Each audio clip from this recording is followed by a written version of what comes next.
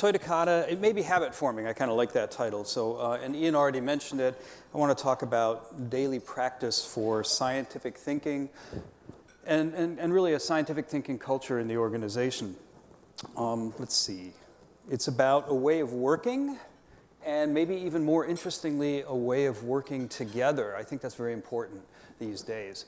Number two, I think of scientific thinking as an ingredient that makes some teams and organizations especially effective.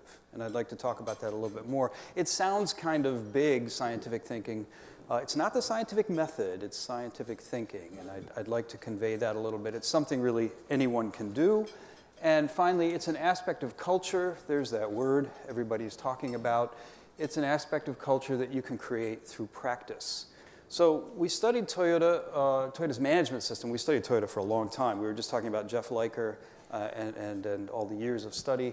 But really from 2003 to 2009, we studied Toyota's management approach. Here's what we found.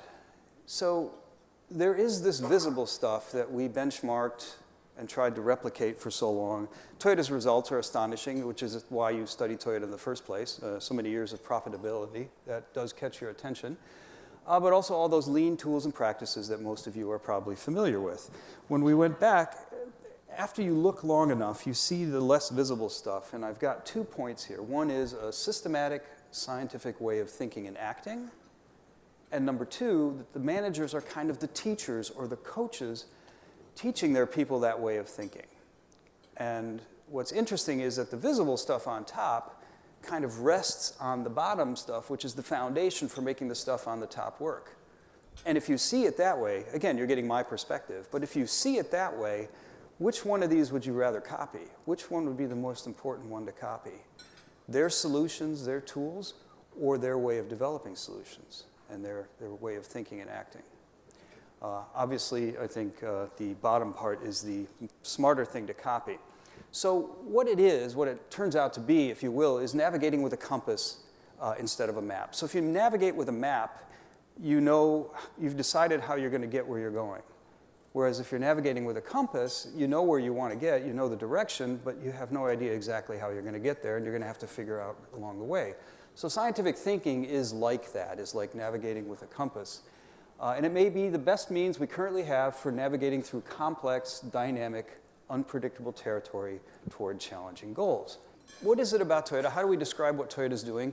We talk about eliminating waste. It's interesting. I don't think Toyota's actually engaged in eliminating waste, and I don't know, Ray, you can come up here and disagree with me, that'd be fine. But what we saw was people at Toyota working toward a particular objective. We need to save a little time in this process. We need to develop something new, whatever it is. And they work hard to develop, break through the obstacles and work to achieve that goal. And when they look back, they say, look at all the waste we eliminated.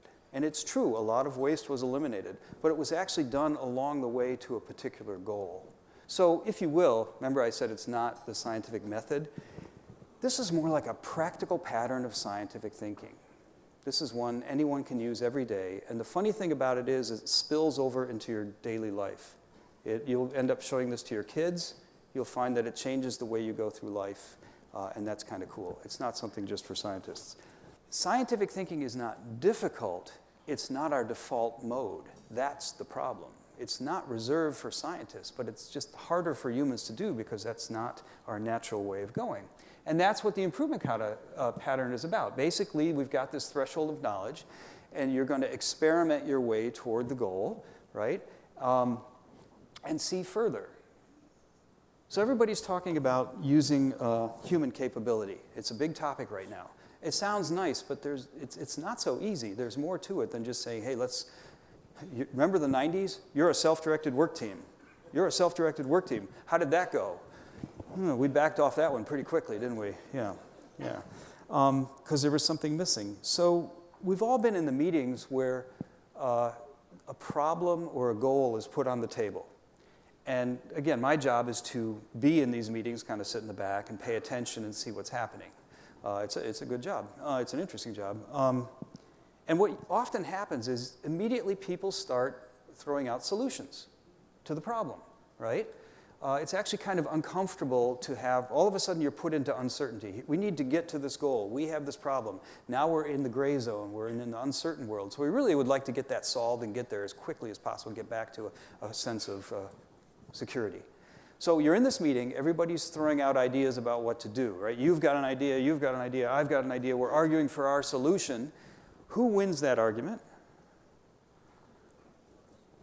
Maybe the loudest, the highest paid, the most fearful person in the room. I don't know. So okay. So now we're going to go out and we're going to do Dave's solution, right? And we go out to the shop floor. Now nothing works right the first time, right? So we go out to the floor, and as soon as that idea doesn't work very well, the rest of the team stand there like this because they had other ideas, right? What do we say? My stupid idea. I told you that wouldn't work. Let's go back and figure out something. So this is this common mode of operation is not yet a good way of using our amazing brain power.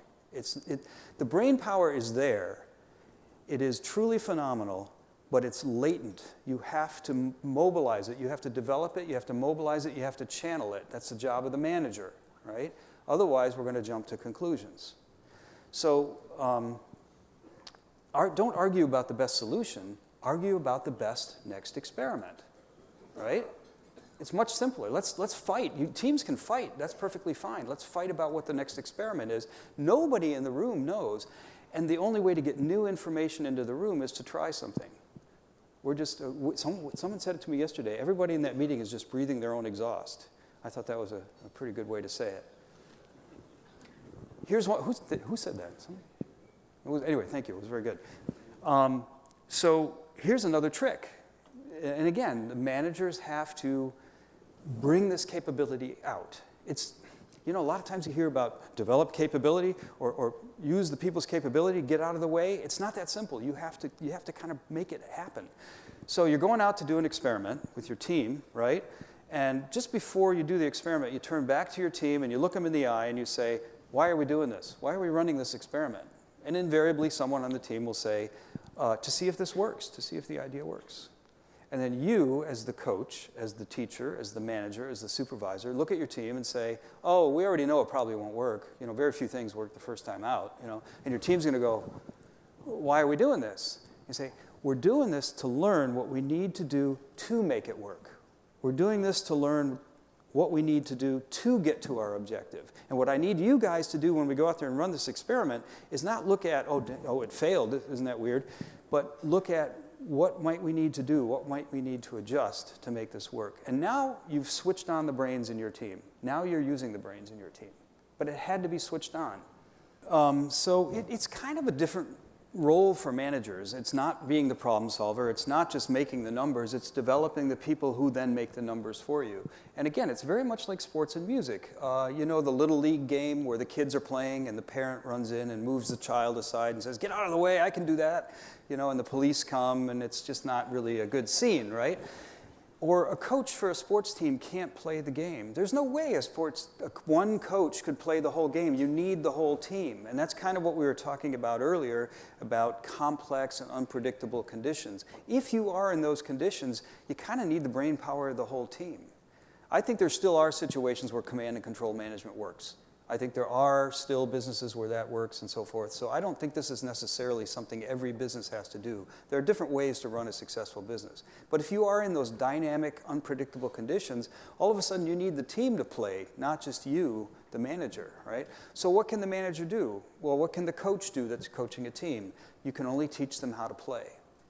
And the cool thing is, or the interesting thing is, maybe difficult too, you don't know what you're going to face in the future, so you can't teach them solutions. You can only teach them how to play. To see your team advance and be able to do things is extremely satisfying, right? And again, you'll take it home with you. You'll start to operate differently. So one thing about this, the neuroscience is really clear. If you practice 20 minutes a day, that's much better than 2 hours once a week.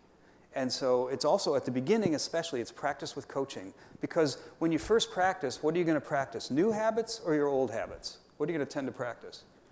Old habits. Have you ever tried to do something new and you just can't get it, and then someone comes up, and says, you're doing it a little wrong, just do it a little bit differently, and all of a sudden it works, right? Because you're going to practice your existing neural pathways. So it's frequent practice, a little bit every day, with some coaching input, especially at the beginning. Knowing ain't the same as doing. Just benchmarking what another organization is doing is not enough to make change happen. Not because people are hostile, it's physiological. That's how the brain works. Number 2, scientific thinking is a great way to navigate, but it's not our default mode as adults. And number 3, skills, habits, and mindsets are wired in our brain. And number 4, you can practice starter kata with a little coaching to help wire your brain for scientific thinking. It is something just about anyone can learn. And finally, you can also modify an organization's culture this way with managers as the coaches. That's the Numi story that Paul told so nicely yesterday. That's essentially what's going on there. I think it's good to know what's happening.